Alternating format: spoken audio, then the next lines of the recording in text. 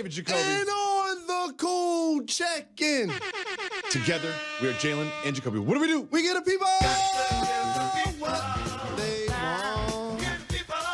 The people got what they wanted last night in the Monday Night Football game. I thought the Packers would dominate throughout, but CJ Beathard and the 49ers gave them all they could handle. It was 30-30 at the end of the game. Aaron Rodgers scampers. Aaron Rodgers throws to one sideline. Aaron Rodgers throws to the other sideline, setting up last week's GOAT, Mason Crosby, with the game-winning kick.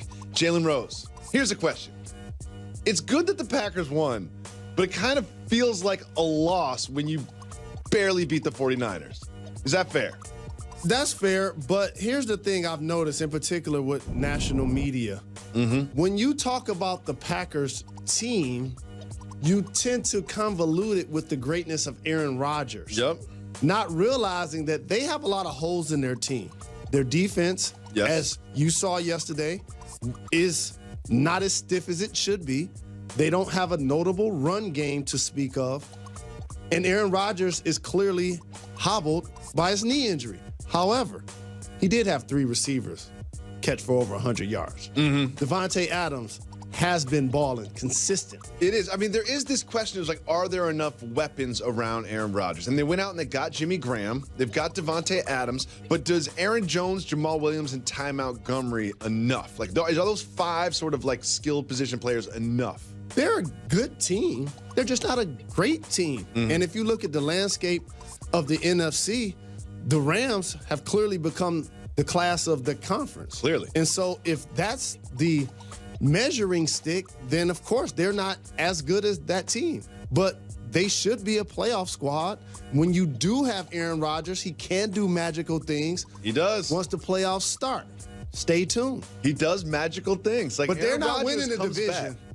Minnesota's going to do that. I think Minnesota's going to win the division. I mean, the 49ers are not a formidable team. I don't think anyone would say that they're going to challenge for a playoff spot or make moves even the next couple of years. But to go toe-to-toe against C.J. Beathard and the 49ers is not a good sign for the Packers. A bad sign for the Steelers. Or maybe is it? Who knows? Me and you both really felt like Le'Veon Bell would be at the Steelers facility yesterday. And he's still not there today. And there were reports that he would join the team this week. Now there are reports that the Steelers do not expect him to join the team. And they haven't communicated with Mr. Bell.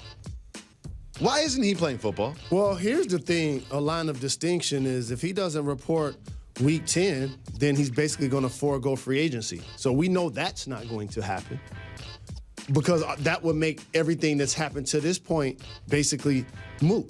So what I think is going to take place is between now and that period of time, I've noticed that Big Ben has been a lot more vocal in supporting James Conner. And James Conner's been playing well the last couple of weeks. Absolutely. He had 4 touchdowns the last 2 games. They had a big win Over against the 100 yards, Bengals. yep. And the line now has taken pride. You see Pouncey, you see Foster, guys that were outspoken. And like, you know what? We're going to turn this guy behind us that's in the facility into our starting running back. And it's a tricky dynamic for the Steelers because we all know this is Le'Veon's last year with the squad. So you can't, in theory, when he returns, just give him 100% of the carries and just shove Conner to the side. That's not going to happen. Or maybe you want to save the wear and tear on Conner. Like, there is a delicate balance, and they're going to try to win football games because they're the Pittsburgh Steelers. They're in the hunt. They're going to be in the playoffs, and they could make a run in those playoffs in this AFC. But do you run Bell more than you normally would or less than you normally would because of James Conner's performance? You run Bell. He's a running back, kind of like Dallas did with DeMarco Murray. This is why he didn't show up. Because he led the league last year in touches, 406. He was like, this year, not going to be able to do it.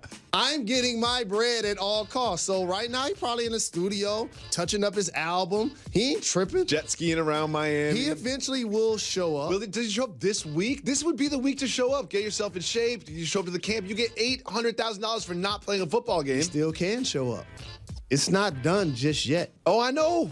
Does he have a flight book? Like, does he have an assistant that's like, Le'Veon, I booked that flight for you yesterday to Pittsburgh. I noticed you weren't on the flight. That was non-refundable. It cost us $600. Should I book you another one today? And he's just like, whatever. It's a fascinating dynamic, and this is going to be the original case study of how players handle their pending free agency and or holdouts. You're going to compare how Le'Veon handled it and see if and when he gets paid and how much versus Earl Thomas, who in theory was handling it the same way, but playing on Sunday before you know it, he got injured. Interesting. Well, today is the day, Jalen Rose. Real NBA basketball is back. Not the preseason, not summer league, not summer tournaments, not Drew League. Real NBA basketball is back.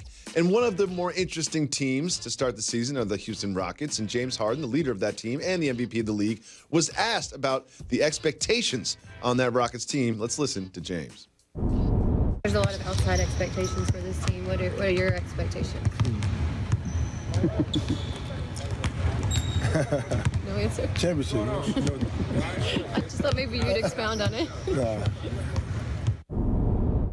He's not expounding on it. Championship, Jalen Rose. Championship. You know, I appreciate this exercise where I go into a season and I say which teams look at one another and say, if we don't win the championship, this is a lost season. It's a failed season. Usually there are 3 to 5 teams in that conversation. Like 4. This year, it's the Golden State Warriors and the Houston Rockets. And the Boston Celtics. No.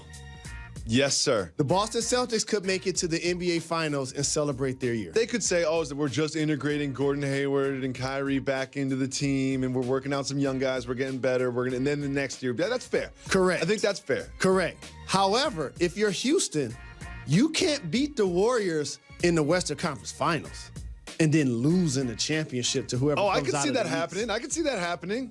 And so based on that, I would say clearly the Golden State Warriors and the Houston Rockets are the 2 teams that feel if we don't win the championship, we didn't accomplish our goals. They need Chris Paul to be healthy. You know, they definitely need that. There's Michael Carter-Williams is on the team. Like, they're not the deepest team. Marquise Chris, you know, they've added that. Eric Gordon. They got to fold in Carmelo. This is interesting. The Rockets, I believe in Daryl Morey, and the Rockets always make some moves. I do not think this is the roster they're going to finish the year not at with. all. This is not the team that they're going to finish. I wouldn't be surprised they get Trevor Ariza back during the year. Ooh, I like that. That's how it works in these one-year dynamics where he gets over $10, $15 million to play for a squad that's going to the lottery. You know, after a couple of months, he's like, you know what? Why don't y'all write me a check? Yeah, come on. He ended up back in Houston. That's interesting. But I am happy that the Phoenix Suns signed my little brother Jamal Crawford. I think he's going to add a lot to that squad. Absolutely. Well, Toronto, there's an aquarium called the Ripley's Aquarium, and they have a jazz night. It's time for a new segment about that jazz night called What's Your Number?